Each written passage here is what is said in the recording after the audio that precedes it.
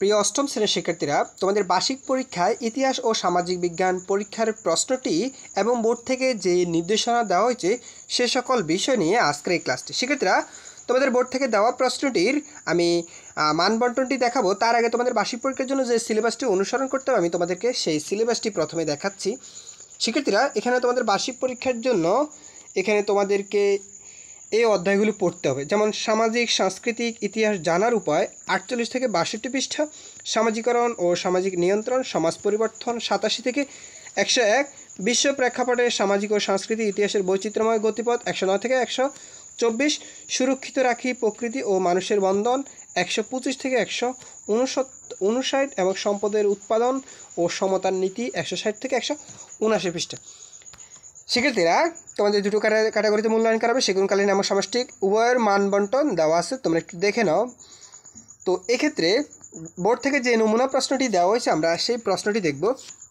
এখানে প্রথমে তোমাদের 15টি এমসিকিউ থাকবে, সেই 15টি এমসিকিউ লিখলে 15 মার্কস। এরপরে তোমাদের থাকবে এক কথায় প্রকাশ, 10টি এক কথা প্রকাশ, প্রত্যেকটিতে এক করে 10টি এক কথা প্রকাশ লিখলে 10 মার্ক। ঠিক আছে, এই যে দেখে নাও এক কথা প্রকাশগুলো। এরপর আসি, তোমাদের থাকবে সংক্ষিপ্ত প্রশ্ন, একটাতে 2 করে তুমি 10টা সংক্ষিপ্ত প্রশ্ন লিখলে তোমাকে 20 মার্ক দেওয়া হবে। এরপর আসি তোমাদের বড় প্রশ্ন, রচনামূলক প্রশ্ন, এখানে 5টা বড় প্রশ্ন থাকবে, তোমাকে লিখতে হবে 3টা, একটাতে 5 করে, 3টাতে হচ্ছে 15 মার্কস।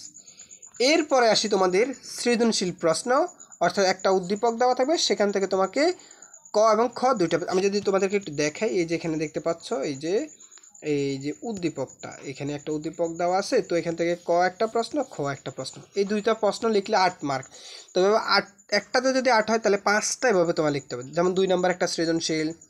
ঠিক আছে, এরপরে তোমরা দেখে নাও এভাবে 3 নম্বর একটা সৃজনশীল। শিক্ষার্থীরা, তোমরা এগুলো কীভাবে অ্যান্সার করতে হয় সেই প্রসেসটি অবশ্যই তোমাদেরকে দেখাবো। তোমরা যারা আনন্দ স্টাডি এই চ্যানেল নতুন, অবশ্যই তোমাদের সবার প্রতি রিকোয়েস্ট তোমরা চ্যানেলটি সাবস্ক্রাইব করে রাখবা, আর যারা করেছো তাদেরকে অসংখ্য ধন্যবাদ। ইনশাল্লাহ তোমাদের সেই পর্যন্ত তোমরা সবাই ভালো থাকবে, সুস্থ থাকবে, সেই প্রত্যাশা আজকের মতো এখানে বিদায় নিচ্ছি। আল্লাহ হাফেজ।